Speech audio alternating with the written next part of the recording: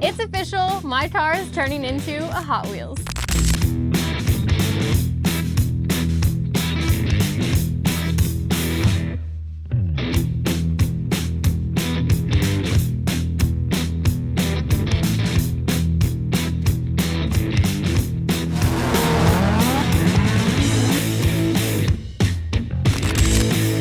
There's big Oh my goodness!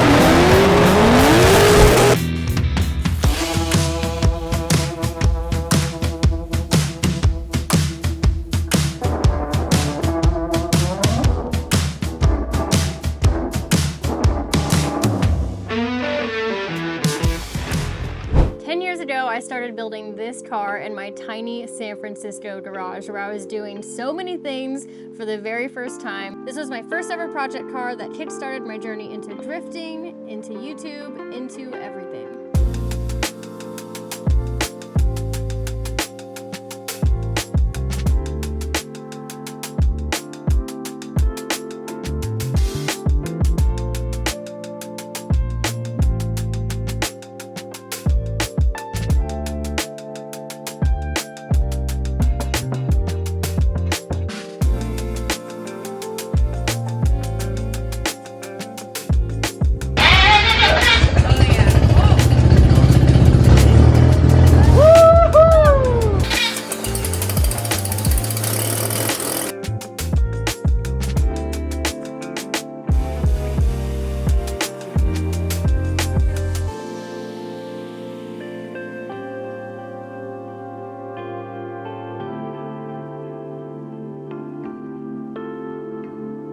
And now this exact car is turning into a real Hot Wheels diecast. But here's the thing, if this car is about to be immortalized forever as a Hot Wheels diecast, it needs to be the absolute best version of itself. So we're building version 2, bigger, better than it ever was, and I couldn't do it alone. This build is gonna be on a whole nother level, so I'm teaming up with the Drift HQ crew to pull it off, and we're also gonna be working with some partners that have quite literally been with me from the beginning: Vibrant, Haltech, Action Clutch, Drive Shaft Shop, and more. I'm also excited to be working with a new partner, Coinbase, to literally build with Bitcoin, which we'll talk more about later.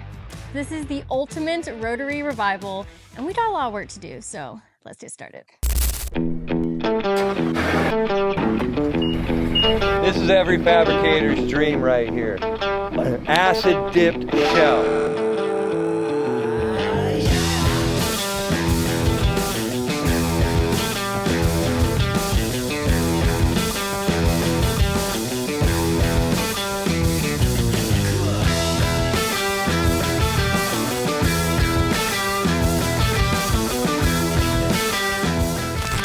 This is the vision board, and this is the vision of what it's going to look like. We have that, and we want to make this, which is the revitalized version of this. So we are going to be building a completely new car from the ground up, but this is a little different because we have something to start with. Usually we're in here with just a shell and nothing else, and we got to build everything from scratch. But here we at least have a vehicle that now we want to reimagine much better in every single way onto a new shell. So the first thing that we need to do is figure out how we're going to go about this and make a plan. We got to figure out too what will be good to go over and what is bad we want to get rid of. This is just what came out off the top of my head that I need to worry about, and then we have to worry about everything else. Yeah, this will be filled. I might get another whiteboard.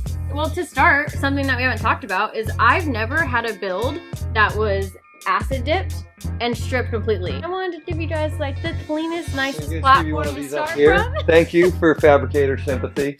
I don't have to grind anything. I don't have to take off any of the sound deadening, any of the body mend. It's all been acid dipped. RX-7 FC sound deadening, you know, if you know, is some of the worst stuff to deal with, and it is absolutely everywhere. I've never dipped a car before. This is my first experience. This thing went all the way up to South Carolina to go see our friend Travis. They did an incredible job. This looks beautiful. It looks like it's like fresh from the factory. I've never seen an FC this clean, probably my entire life. So this is really cool. And we also discovered some previous damage and fixing that went on. But honestly, like, It makes me feel a little less bad about chopping into this thing when we put the wide body on. The cool thing about this build, one, it's great that it's been stripped down like this, and two, we're gonna be powder coating this as well. I've never had a properly powder coated chassis. That's pretty awesome. That also means we have to finish all the fabrication the next few weeks before it heads to get powder done.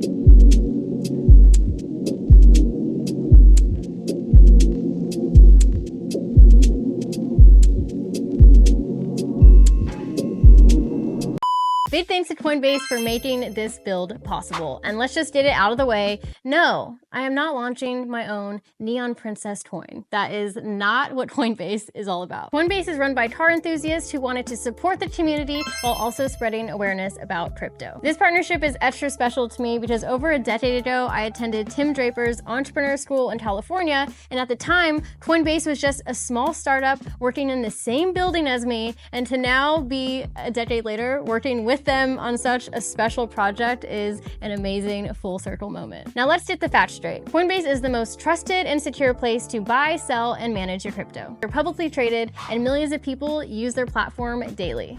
And thanks to this partnership, you can now build with Bitcoin to shop on drifthq.com. I just bought this Garrett with Bitcoin and now you can too. And here's how you do it. You're gonna head over to drifthq.com, get whatever you need for your build, add it to your cart, put in all of your information. When you get to the payment section right here, select Coinbase Commerce and you're good. And right now, Coinbase is giving all of you $20 in free Bitcoin when you sign up using code BUILD20.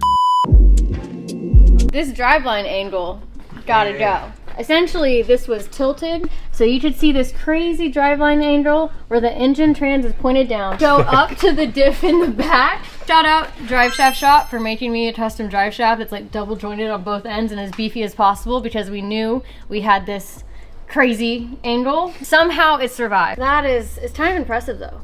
That's been ripping with this much violence from a 3-rotor. Bap, bap, bap, bap, bap, bap. Kind of a miracle when you get under here and look at how it's all put together. We're gonna have to change the engine mounts and the trans mount because your oil pan is very close to touching. It is basically touching right here on your steering. You have to be able to pitch that up. You have to redo your engine mounts and lift your engine up as well as your trans mount, make a new one to lift your trans up to the proper angle. Probably need to do tunnel.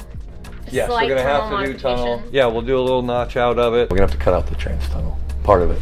For exhaust, I would love to be an all titanium drill this time around with Vibrant. I actually worked with Vibrant on this build getting prepped for SEMA in like 2018. Now for version 2, it's gotta be way better, right? Get it light and looking good. I never said this to you before, but thank you for putting a muffler on this thing. I remember when you had the hood dump on it. We have the doors closed in this shop and she'd be over in the other side of the compound testing and you would still be like this in the shop. I felt the pain as well. Okay, you did. You had to drive with earmuffs. One thing I do like, water lines. Oh, absolutely. So we have these hard lines here. It's soft to the front. I would like to make a shield that comes over here and protects them better. I would say most of the plumbing on this is good and reusable, which is nice. They'll definitely save some time. Now tying to the rear.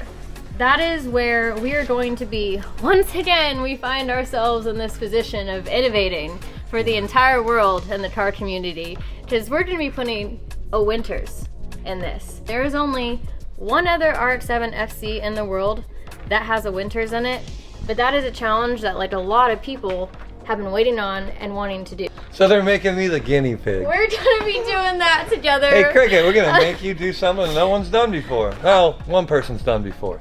And I've never done before, so this will be new for me. I know, Cricket, when we achieve this, there's gonna be a lot of other people that are wanting to follow suit and do this. And luckily, I've already been talking to like Spooky Andy and Ryan from Taxi Garage. We're all trying to put our heads together to come up with a solution for this because it is much needed. An FC rear end is so good with a trailing arm. It's one of the best things about this car. Even asked like Chelsea DeNova, Brad Dan, Chris Forsberg. A lot of them all started on the RX-7 FC platform. Getting good alignment out of it is pretty tough, and there's a lot of little tricks that we're gonna need to do to the subframe to get it to work right, but I'm confident that we will do that. So this is definitely gonna be way better than this current version. Moving back here to the fuel cell, gotta go. It's gotta go, yeah. It's way too small. I don't like the placement of it in the car being so far back. I'd really love to get that weight in front of the rear axle, and we kind of have a plan for that. We're looking at a few different setups, but it's also just way too small. I'm literally with the 3-rotor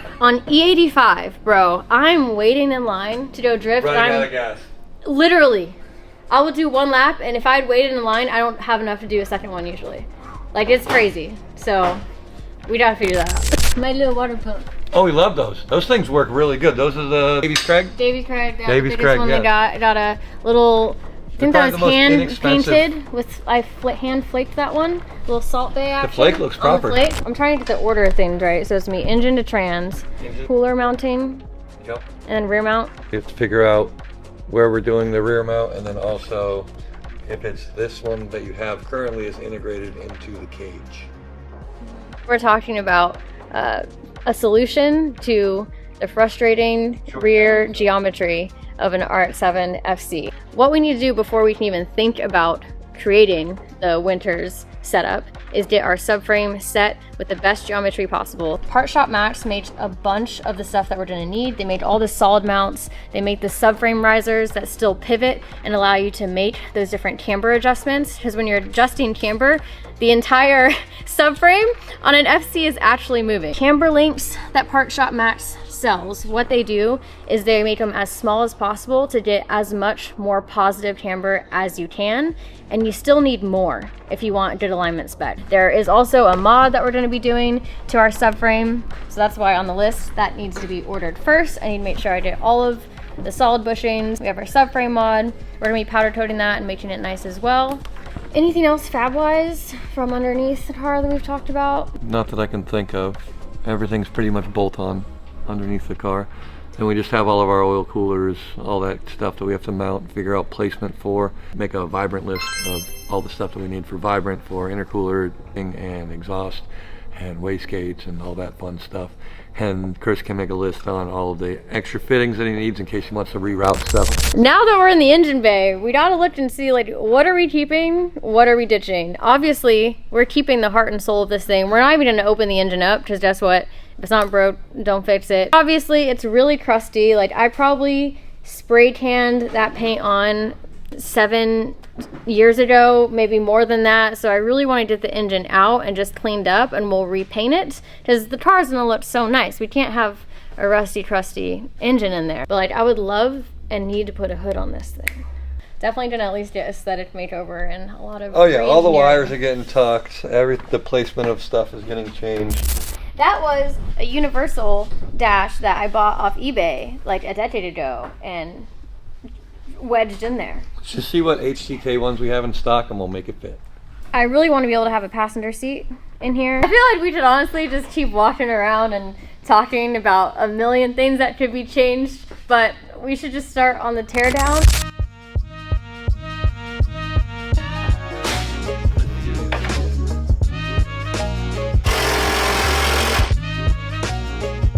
We're ready to pull the motor.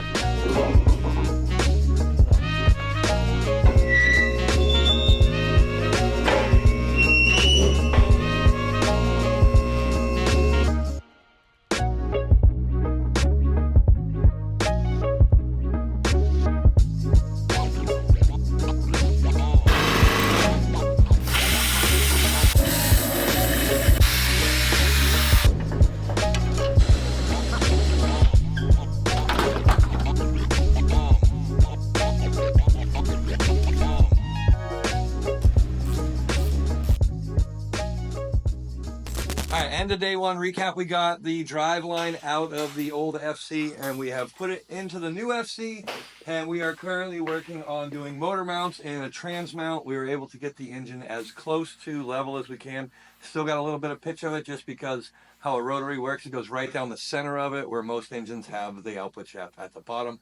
So we can't go up too high because our drive shaft will end up being inside the car if we make it level. So it has a little bit of pitch to it, but now we finally got the motor actually level left to right. So it's perfectly level left to right, and it has like maybe a 5-degree pitch. So it's a lot better. We have about 2.5 inches more clearance up into the trans tunnel than was in that car. So now it's straight and even. Now I just have to, make some mounts for it, and we're good to go. So not a bad first day, honestly.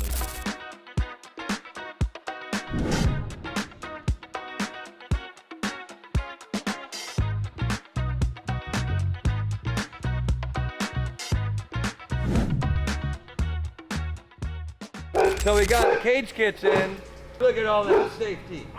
All on one pallet. Something I am super pumped about for this build is that we're doing a full setup from cage kits. This is a complete kit from Cage Kits for an RX-7 FC. And how they start by designing everything is that they first 3D scan the actual chassis, and then they design the ultimate best fitting cage in CAD, giving you the best fitted results for the end of that, which is awesome. And then you get this lovely package here with everything already pre-cut, pre-bent, notched, and ready to go. This is gonna be my first one actually, but it's not Cricket's first one. You've already done one before. I've done a couple of the cage kits, and if you can read and you can weld, you can't mess this up. Seriously, they're all labeled, they're all etched to tell you what the number is on it and where it goes in the car, so it's basically idiot-proof. You have these cool little etchings on the bars, so they pre-etch it for you to show you exactly where it goes. It's gonna be fun. We're gonna have Collete do some of it too. So the last built car we did, your S15, you learned how to TIG weld. We will leave the majority of the rest of the cage out just so we can get in and out of the car a lot easier and find where we need to put like our fuel cell, for instance, our radiator supports for our rear mount radiator, all that stuff. And we don't want to have to climb through the bars and everything. So we're only gonna do the bare bones of the cage right now. So it'll be nice and easy. And then we'll do the rest of it after we finish our winter stiff and our rear mount radiator and our fuel cell, our fuel saddle. Because we're doing 2 tanks, right? Hopefully. If we can fit them and get the right setup back there, that's the goal. You can see here how like everything is literally pre-bent. You know exactly where it goes as it falls into place. You can see the other base plates up here too. Like, you know how long this would take? This would take so long.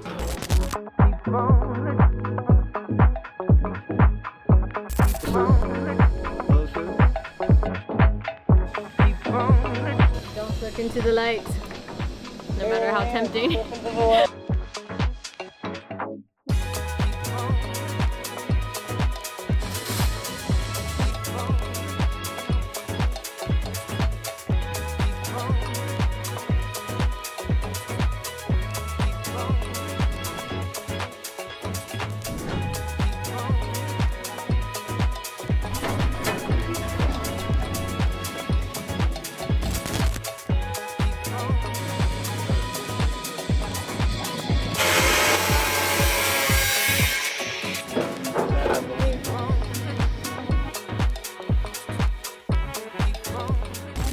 Well, the bubble was compressed like that before. Yeah. So now it actually hits the line. It's almost level. Yeah, the boys had to put in 1-inch spacers because the turbo height is so high that she wants to be able to run a hood and she can't with the current setup. So we dropped in 1-inch spacers. Donnie and Chris had to cut the welds off of them and then hammer the hell out of them.